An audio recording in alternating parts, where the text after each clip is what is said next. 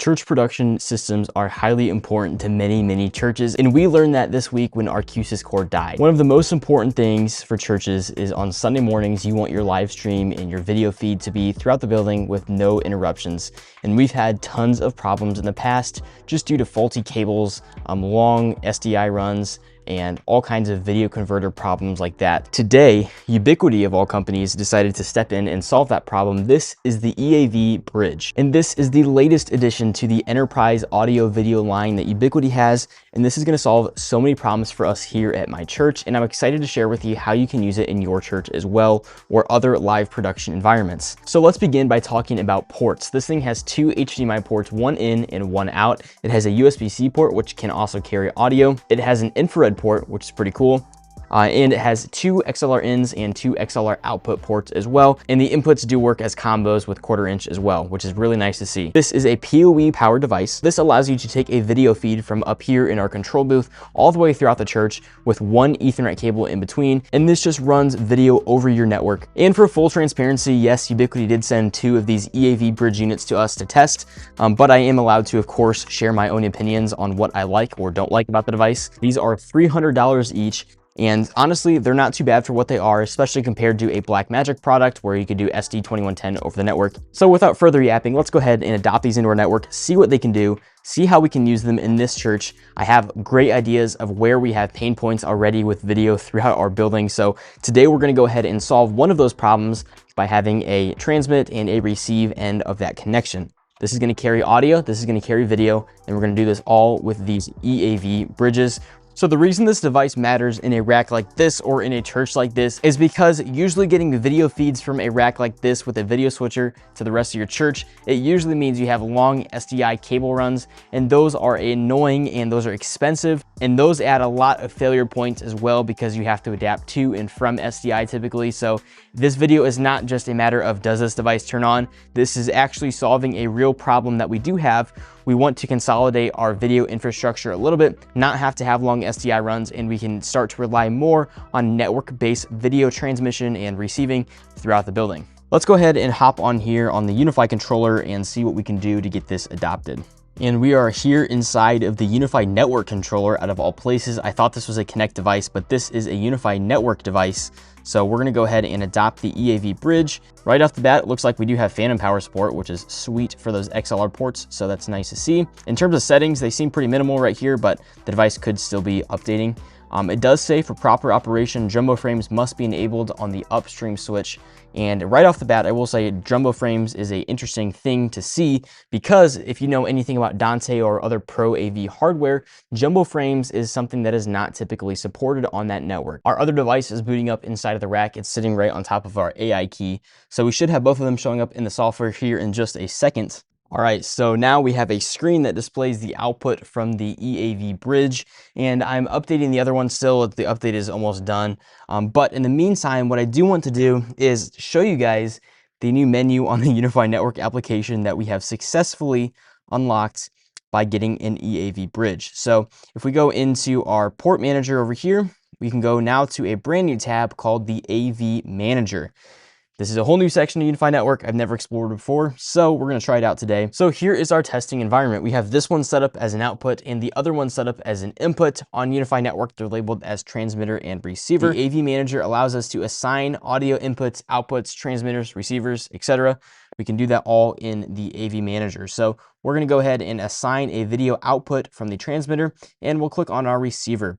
We have all kinds of settings. We also do see there is an option for a video wall, which we can do if we have more devices than just a one-to-one kind of send and receive model. Once we click on create, we're going to go ahead and type in, this is going to be the signage feed. So we're going to click on create.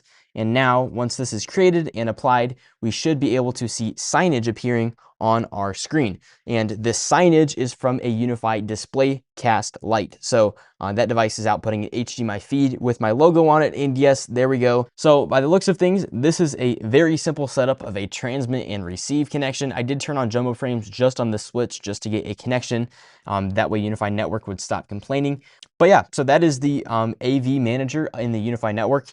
This works, and that's pretty cool. But now I think we need to take this to the next level. We need to go and step this up and we're gonna do a video send and receive over the network. We are currently in our auditorium in the production booth right now, but now we're gonna go into our auxiliary auditorium, which is about 500 feet away, connected through multiple network switch hops. I think there's 4 hops to get to the auxiliary auditorium, and we're gonna go put the receiver bridge in there and see if we are able to get a video feed from here all the way down to the auxiliary auditorium. So without further ado, let's go ahead and do that. And now we're in the auxiliary auditorium and we have the whole video system powered off. So I'm gonna go ahead and power it on. We do have the EAV bridge set up right here. You'll see it is booting up right now. And now we're going to go and do a test to see if it just works or if there's more configuration we have to do. Like I said, Jumbo Frames is not turned on right now, so I would like to leave it off, but we're gonna see if this works. Okay, so the EAV bridge now says it's waiting for a video signal. I'm gonna go and log into the UniFi controller and we're gonna see if we notice anything on there on why it may not be finding a signal. I'm not sure why that may be. It does say for proper operations, Jumbo Frames must be enabled on the upstream switch, so that could be part of our problem. So what I'll do is I'm gonna go ahead and turn on Jumbo Frames for all the switches that are in the path of this connection, just to see if this fixes things. And it now says network link is down, starting video, searching for video source. Looks like we did lose connection to this side of the building. Oh, and it's now popping up on the projector. So now that we have turned on Jumbo Frames, it does look like the projector is displaying our Beam Networks logo, but it does seem to be that Jumbo Frames is required for this to work. So I'm showing a slideshow on the screen right now, and the slideshow is very smooth in between slides. It looks really good actually. So the video feed is solid. So after turning on Jumbo Frames, we do have a video feed that is working. The projector is displaying the video feed. Now, it's really odd to me how Jumbo Frames is required, although it could make sense for larger packet sizes for the video packets that are being sent over the network. So that is something that if you are purchasing this device, you will want to know that you do need Jumbo Frames to be enabled. After watching the video feed, I'm watching it from, again, our display cast light that is in the auditorium. And the video feed is very, very smooth. It's not buffering, it's not choppy, it's not low quality at all. These are nice 4K projectors in this room, and we are seeing a high quality signal on the screen. Very smooth. I cannot speak to the latency because I'm not physically in the room, but for a site like this where we're maybe 500, 600 feet away from the auditorium, you will not notice the latency of the video feed unless you're doing some low latency audio. Audio is one thing, video is another thing. All I'll test in this video is actually video. I don't care about audio right now because we do have audio through our QSys system, although it is very nice to see that audio is supported on the EAV bridge. Let's go ahead and talk Jumbo Frames for a second. Now, Jumbo Frames is a larger packet size on your network. Typically, packets are 1500 MTU, but Jumbo Frames are 9000 MTU. Jumbo Frames in a church network, what does that look like? So Dante packets are pretty small and they don't require Jumbo Frames, and it's actually not recommended that you do use Jumbo Frames. So it is very interesting to me seeing that this device does require the use of Jumbo Frames because the audio over the network standard that we use, Dante, does not want it. So if you're going to be using a device like this in your Pro AV network, you want to consider that if some devices want it, some don't. You got to mix and match. This is purely based on my own testing of the device, so maybe other users have different opinions or they've seen different things, but so far, the one downside to this is that Jumbo Frames does have to be enabled on your network for it to function. I did try this. I had a video feed running with Jumbo Frames on, and I went ahead and shut off Jumbo Frames on my switch, as you'll see on the screen, and the video feed did drop out like halfway for some reason, and then it did drop out entirely after that. So just something to consider if you're looking at purchasing this. You want to make sure that you do have a network that does support Jumbo Frames, and you want to make sure that if you do have audio devices like Dante, that you want to make sure those Dante devices do not require you to not have Jumbo Frames enabled, or they don't degrade performance if Jumbo Frames is enabled. I did not fully test the XLR, USB-C, infrared, all that kind of stuff. This is very bare bones testing today, but this does work very well based on my initial testing. But I do want to also test long-term reliability. So I'm going to break this up into multiple videos. There's going to be videos in the future about this device, especially as more firmware features become available. Think of this as a first impressions type video. So this is not the final word on the EAV bridge. There's much more to come on the channel. So my first impression of this device, I think the EAV bridge is a truly exciting device for churches, schools, auditoriums, especially for people who already live in the UniFi network environment. The AV manager is clean, and once I enabled Jumbo Frames, the video worked flawlessly.